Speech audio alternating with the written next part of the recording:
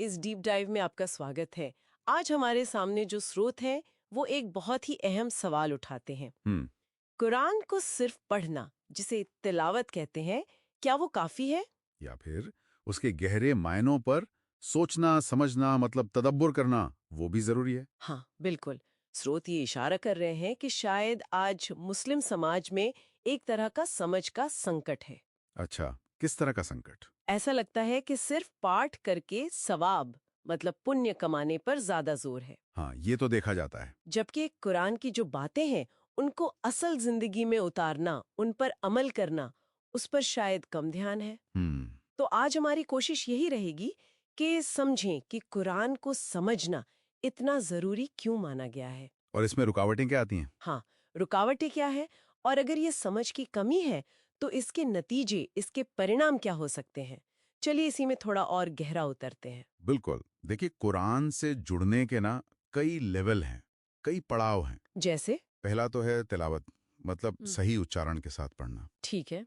फिर आता है तर्जुमा, यानी शाब्दिक अनुवाद, word for word meaning. Okay. और फिर है तफसीर। इसमें जो विद्वान हैं, आलिम लोग हैं, वो संदर्भ के साथ, कॉन्टेक्स्ट के साथ उसकी व्याख्या करते हैं। ये भी अहम है। बहुत अहम है। लेकिन स्रोत इस बात पे जोर देते हैं कि असली मंजिल जो है वो तदब्बुर है। तदब्बुर यानी गहरा चिंतन। हाँ, गहरा चिंतन, सोचना, समझना, जिसके बिना असल में अमल करना, यानी उन बातों को जिंदगी में लागू करना, वो मुश्किल हो जाता है। तो आप कह रहे हैं कि सिर्फ पढ़ लेना काफी नहीं है, उसे समझना और उस पर गहराई से सोचना ज्यादा अहम है। मैं नहीं, कुरान खुद यही कह रहा है। हम्म। वो पूछता है, क्या वे कुरान पर तदब्बुर यानी चिंतन नहीं करते, या उनके दिलों पर ताले लगे हुए हैं? अच्छा, ये आयत है। जी हाँ, ये आयत साफ करती है कि सिर्फ रस्म अदायगी नहीं चाहिए, बौद्धिक तौर पर जुड़ना, सोचना समझना, ये जरूरी है। हम्म। और देखिए, दिलचस्प बात यह है कि हदीस में भी जो लाभदायक ज्ञान है, इल्म नाफे, उसको हासिल करने पर बहुत जोर दिया गया है। इल्मे नाफे, फायदेमंद ज्ञान। हाँ, जो नफा दे। और ज्ञान फायदेमंद तभी होगा जब वो समझ के साथ हो, है ना? बिल्कुल।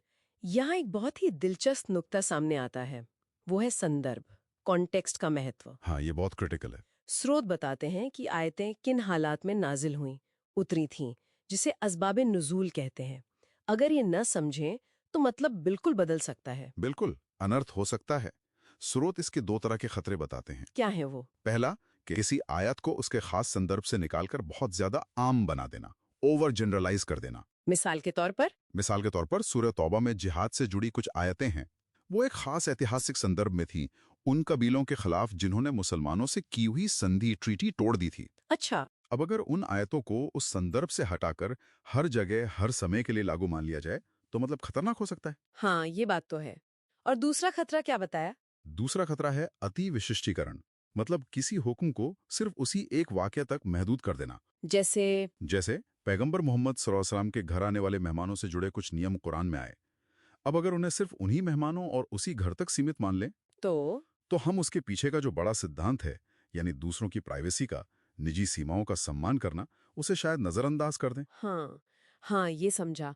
इसीलिए स्रोत शायद तफसीर यानी विद्वानों की व्याख्या और हदीस के मार्गदर्शन पर जोर देते हैं। बिल्कुल। जैसे नमाज कैसे पढ़नी है, ज़कात कितनी देनी है, ये सब बातें कुरान में इशारे तो हैं, लेकिन तफसील हमें हदीस और सुन्नत यानी पैगंबर के तरीके से ही मिलती हैं। लेकिन अगर समझना इतना जरूरी है, तदब्बुर इतना अहम है, तो फिर लोग इसमें पीछे क्यों रह जाते हैं? रुकावटें क्या हैं? क्यों लोग सिर्फ तिलावत तक रुक जाते हैं? स्रोत इसके कई कारण बताते हैं। हम्म। एक तो आलोचना की गई है मौलाना संस्कृति की। अच्छा। मतलब कुछ मामलों में ऐसा होता है कि व्याख्या का, इंटरप्रिटेशन का इतना सेंट्रलाइजेशन हो जाता है कि आम इंसान को लगता है कि भाई हमें क्या जरूरत है सोचने की, मौलाना साहब बता ही देंगे। हम्म। या वो हतोत्साहित महसूस करता है। हम्म। दूसरा, कुछ लोग ये डर भी फैलाते हैं कि अरे भाई, अगर समझ कर पढ़ोगे तो तुम्हारी जवाबदेही बढ़ जाएगी, हम्म। अगर कोई गलती होगी समझने में तो दोगुना गुनाह मिलेगा। दो गुना गुना, ये क्या बात हुई? क्या स्त्रोतों इसे सही मानते हैं? नहीं, बिल्कुल नहीं।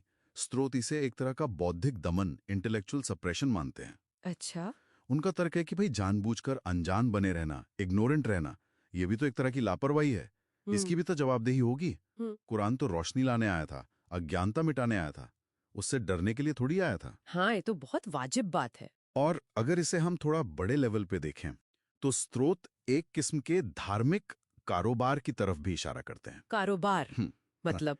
मतलब जहां लोगों की इसी बौद्धिक निर्भरता का, इंटेलेक्चुअल डिपेंडेंसी का फायदा उठाया जाता है।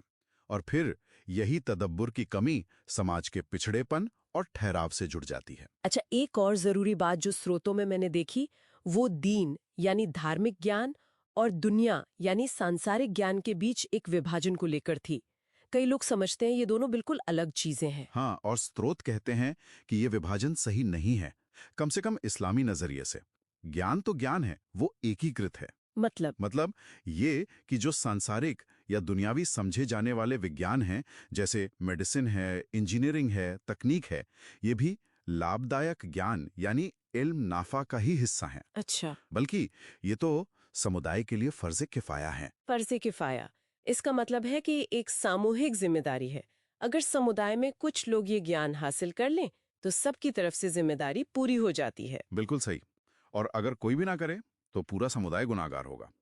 स्रोत यही कहते हैं कि इन दुनियावी उलूम को, इन ज्ञानों को नजरअंदाज करना ही समाज की कमजोरी और पिछड़ेपन का एक बड़ा कारण है।